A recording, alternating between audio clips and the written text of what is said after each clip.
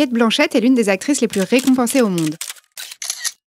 Son rôle de chef d'orchestre tyrannique dans Tant, le nouveau film de Todd Field pour lequel elle pourrait recevoir son 3e Oscar, est aussi l'un de ses plus difficiles. Elle nous raconte.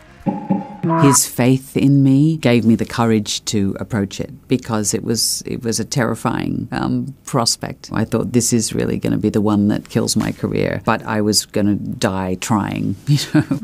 You want to dance the mask, you must service the composer. I fortunately had the luxury of time because of the pandemic. I started with a script and then just went through and wrote a really long list of the technical things that I needed to get on top of before I could even start to think about breaking down the scenes. But strangely, by the doing of these things, by the approaching, learning what the art of conducting, which is a mercurial form of alchemy, you know, or the pieces of piano that I had to play to sort of to try and unlock the composition that she's trying to complete, you know, the Formula One driving that she had to do, and also to understand the musical terminology that she was constantly referencing. Now, my left hand, it shapes, but my right hand, the second hand, marks time and moves it forward. And I began to understand the scope and shape of the person that she was. And also, I think, to understand her backstory and what she was running from and the things that she had, the parts of herself that she was denying and trying to hide. Because, of course, conductors' reputations are built on their personalities and their relationship to their mentors. And I realised very quickly that she was developing a very unhealthy connection to legacy, which is, of course, based on outcome. And the film is very much about process. So I felt that she was in a very contrapunctual relationship to herself. She was out of time with herself and the world around her, which was a kind of a useful place for me to begin, I think.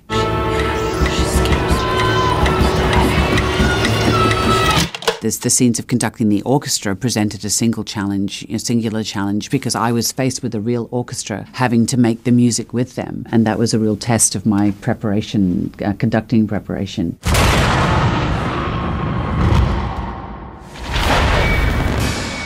But I think probably one of the most technically challenging scenes was when Todd said that he wanted to shoot the long 10-minute scene, which was the masterclass at Juilliard, in one shot. And I said, I don't know that we can do that, Todd, because she's very disconcerted by the bouncing knee of the student, and how is the audience going to know that? And he went, no, it's fine. We can do it. We'll rehearse. And he'd already made the decision. So I just had to run with it. And it was a real dance, but it was exhilarating because you knew that the pressure was on the camera operator, on the lighting technicians, on the sound department, as much as it was on the musicians and the student actors and me. We really had to come together almost like a theatrical troupe.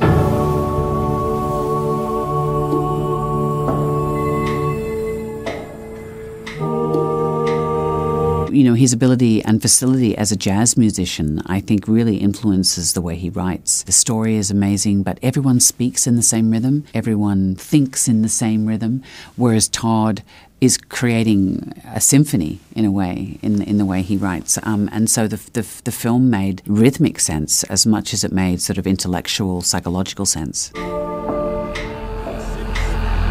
That's a wonderful thing if people think that, you know, feel the film has that level of veracity. You know, Todd is a very authentic filmmaker, and he wanted the feeling of watching and experiencing the character's dilemma and state of mind to be very much like a fly on the wall, so that the audience was aware of things that almost the character wasn't aware of. So that's a big compliment.